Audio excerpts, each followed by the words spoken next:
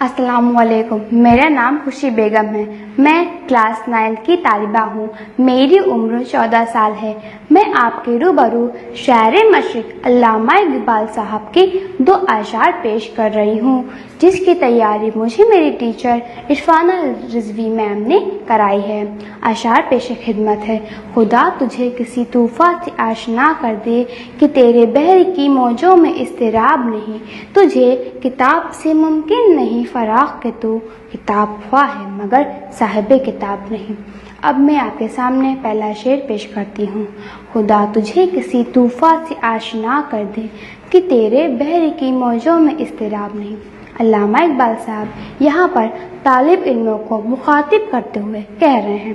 ان کا کہنا ہے کہ ہر طالب علم کے اندر ایک بحر بے قرار ہوتا ہے، خیالات کا، جذبات کا، خواہشات کا اور تمناؤں کا، لیکن آج کے دور جدید کی تعلیم کچھ ایسی ہے جو طلبہ کے اندر ان تمام بے چینیوں کو ابھارنے کا کام نہیں کرتی۔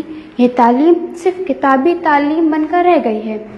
طلبہ کے اندر کوئی اضطراب، کوئی ولولہ پیدا نہیں ہوتا۔ اس کا مقصد کتابوں کے سوالات کو حل کر کے امتحان میں کامیابی حاصل کرنا ہوتا ہے۔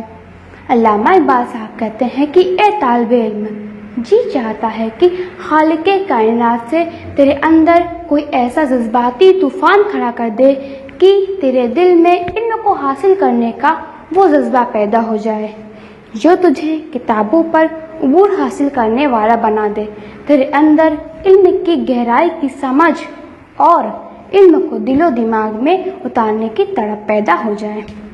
اب میں آپ کے سامنے دوسرا شعر پیش کرتی ہوں۔ تجھے کتاب سے ممکن نہیں فراق کہ تو کتاب خواہ ہے مگر صاحب کتاب نہیں۔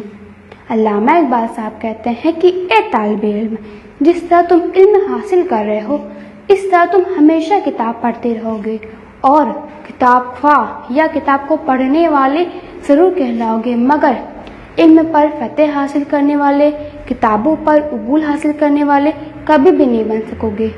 آپ کا مقصد ہے کہ طالب علم وہ علم حاصل کرو جس میں اسے پوری مہارت حاصل ہو اور جو اس کی زندگی کا مقصد بن کر اس کے رگ و ریشوں میں سما جائے۔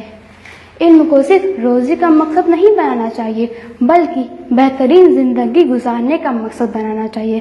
علم کا مقصد زندگی کا راز جاننا ہو، علم کا مقصد اپنے پیدا کرنے والوں کو پہچاننا ہو، علم کا مقصد اس دنیا سے دوسری دنیا تک کا سفر کامیابی سے طے کرنا ہو۔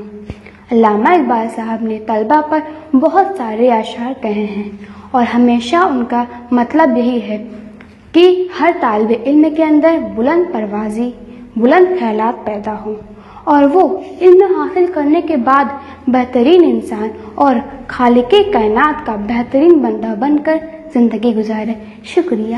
السلام علیکم۔